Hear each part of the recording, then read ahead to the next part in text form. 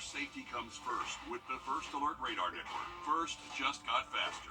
When you visit or work with Parker's Kitchen, your support makes a difference. You've helped us rank as best workplace in America. None of this happens without you. Thank you. Live from Augusta, you're watching News 12 at 6 o'clock. A first alert issued for heat over the next 2 days. We're timing out the impacts next. But first tonight, we're looking into questions about reimbursing Augusta Mayor Garnett Johnson for his credit card expenses. The mayor himself brought the subject up to commissioners yesterday, asking for more than $40,000 to cover various expenses over the last 6 months. Your Sydney Hood joins us now live in the newsroom to explain. Well, the issue that commissioners brought up isn't whether the mayor is breaking a policy. That is because one doesn't exist that covers this particular issue. The mayor is asking for reimbursements to his personal credit card, and doing so, he found the city has no policy in place to grant his request. The mayor's office does not have a city-issued credit card. Instead, the mayor makes purchases using his own personal card. From January to June of this year, the mayor is asking to be reimbursed more than $40,000. We continue to operate in a very conservative manner as it relates to taxpayer dollars. We believe in giving dollars back. We're committed to that. I pledge that, and that's what we're going to continue doing. These purchases include close to $10,000 spent to bring First Lady Jill Biden into the city. Another includes an invite to a state dinner at the White House back in May. These expenses, according to the mayor's chief of staff, had to be made immediately. The totals also exceed the city's spending limit when it comes to city-issued cards. Augusta's finance director, Donna Williams, says it's a $500 limit per transaction or a $5,000 limit per month. They were well within our budget.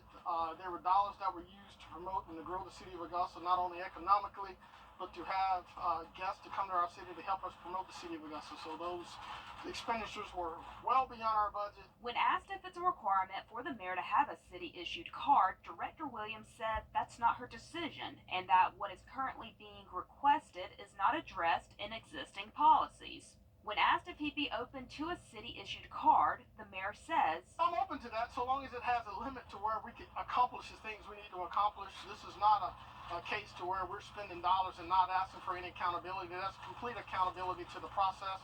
And it's the same process as I would use if I had a city-owned credit card. And just a note here, the mayor is not breaking any policy of any kind. Again, the issue that was brought up is that the finance director says there isn't a policy that covers this particular issue. Sydney Hood in our newsroom there. Sydney, thank you. Now, of course, this is not the first time questions have come up about an Augusta mayor's credit card use. Your I-Team's Will Rio shows us what we uncovered during former Mayor Hardy Davis's time in office. Our I-Team questioned the previous mayor of Augusta about his charges on a county-issued credit card 3 years ago. We exposed thousands of dollars Mayor Hardy Davis racked up at local restaurants and hotels, as well as questionable charges made to nonprofits and contractors. Our investigation uncovered Richmond County did not have a credit card policy in place at that time, which violated state law. Now, commissioners adopted the current credit card policy after we brought this to light.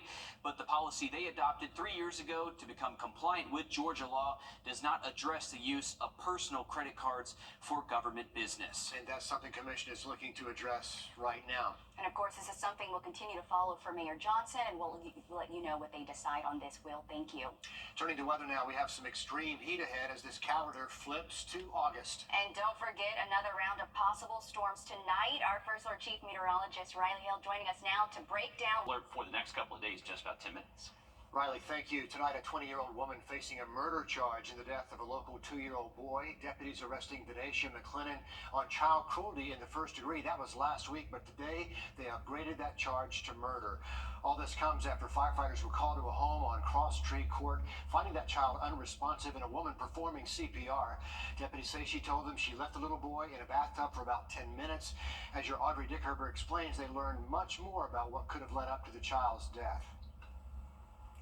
These are some of the last photos that were taken of 2-year-old Rashawn Roberts that his family sent us before he died. Rashawn died at a hospital after rescuers were called 1 week ago to Cross Tree Court for a possible drowning, but responders say Rashawn and his diaper were dry and that he was unresponsive. An arrest warrant says that while he was under McClennan's care, he suffered bruises on his head, ribs, back, and knees by, quote, means unknown and several internal injuries. Another warrant claims she left him alone in the bathtub where he hit his head before falling face first into the water.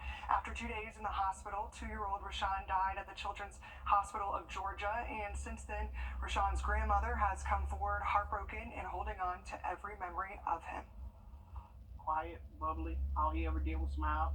He was never like when they say terrible twos, they holler, want to tear up everything, get in everything. Never that type. Never that type. He was always the quiet baby, want to hug up on you, be up under you. He just wanted to be comfortable. I sit here and for 3 days I didn't eat, I didn't sleep, and I would just cry for no reason. I would just cry and cry and cry.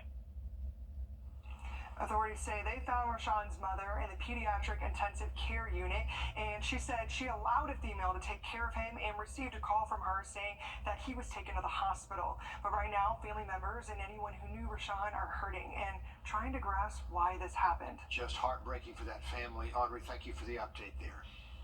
New tonight, Richmond County deputies are looking for a suspect accused of the murder of a woman on East Taylor Street last year. They say 44-year-old Sean Walker should be considered armed and dangerous. The shooting happened in May of 2023. Shaniqua LaFavor died and an 11-year-old child and a man were injured. Walker has multiple warrants on file for different crimes, including murder and possession of a firearm during a crime. He's known to be around the East Boundary area. If you know where he may be, call the Sheriff's Department. New at 6 o'clock, the Georgia Department of Human Services says the McDuffie County Director of Family and Children's Services is suspended with pay. A police report filed back on July 14th about an incident involving that director, Olivette Long. In the report, it says the woman approached Long in a restaurant to discuss a defects case, and Long refused. Long says the woman argued with her, and at some point, the woman claims Long slapped her. The Thompson Police Department did not press charges, they say, because of a lack of evidence. But Georgia's DHS says they're doing an investigation of their own with an internal review. New in the last half hour, bond granted for the former director of the Aiken County Board of Elections accused of embezzling money. Indictments accuse Cynthia Holland of stealing at least $60,000 between April of 2016 and November of last year while acting as the elections director. She resigned earlier this year. During a hearing today, Holland pleaded not guilty. Georgia's Attorney General Impacts for us. Our first alert is in effect for dangerous heat, humidity, and also those isolated severe storms through Friday. Thank you, Riley. For the first time in 5 years, every student in the Richmond County school system will be getting breakfast and lunch every day at no cost. Your Hallie Turner is looking at the difference it'll make for students in a number of ways.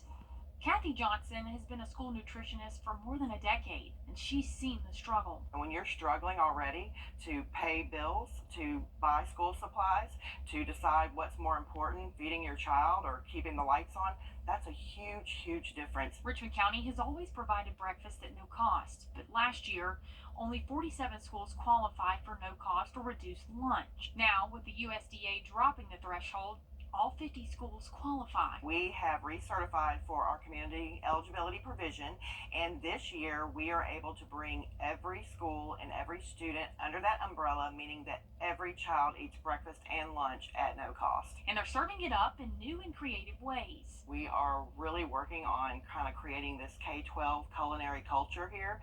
We're bringing in chefs to train with our managers and our staff members and all. And it's accomplishing two goals: peace of mind about your child in the classroom and your finances. You're talking about almost a $600 savings every year for a parent that has a child that receives meals, and we're having to pay the paid cost.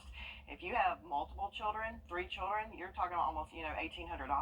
While setting your child up for more academic success. Providing breakfast and providing lunch is ensuring that not only that the students are going to do better, but that they're going to come to school, that there's going to be less issues of absenteeism, tardiness. In Augusta, Hallie Turner on your side.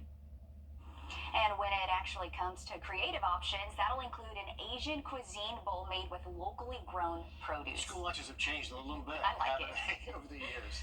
It's one of the many items that's going to be on the menu this year in Richmond County. I think kids are going to be excited about that. I would. For that. Still ahead, a tiny town gearing up for a full year of teaching your student real-life skills. We'll have these stories and more coming up.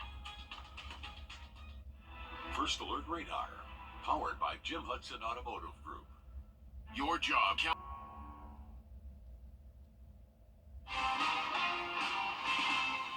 Breaking news just into the newsroom about Westmont Elementary School. This is a big change for a lot of families in Columbia County. The Columbia County School District says instruction for the first week of school will happen at the Columbia County Performing Arts Center because of the ongoing construction at the new facility.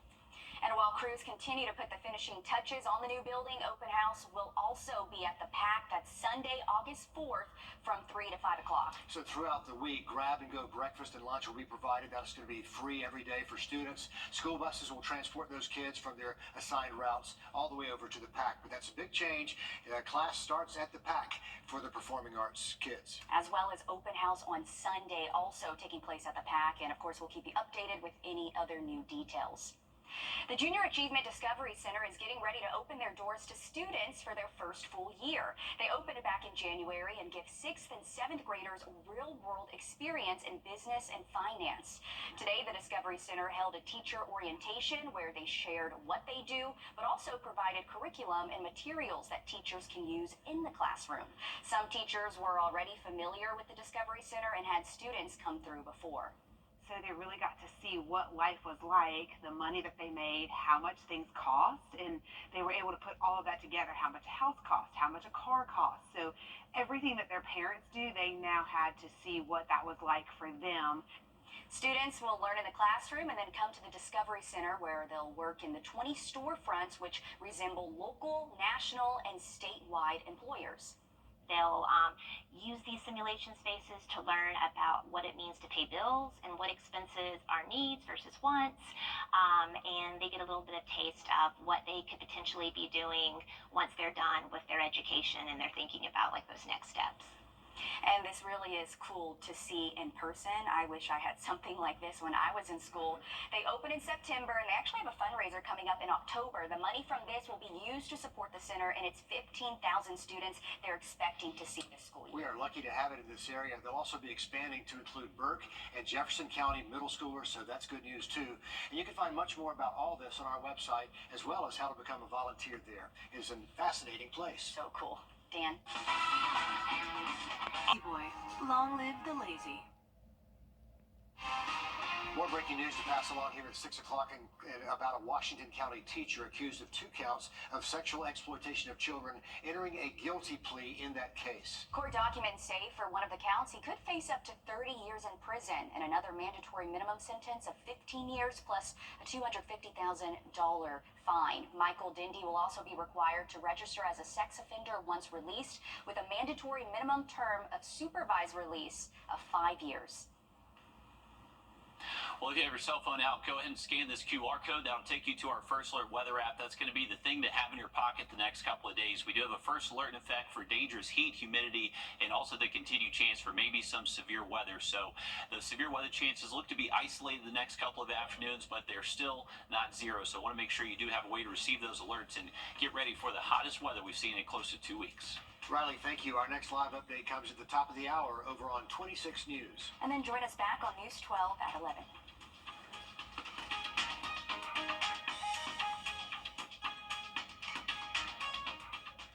At the CBS Evening News, we focus on solutions, finding solutions to help people understand what are the right choices to make for you and your family. I'm Donald J. Trump.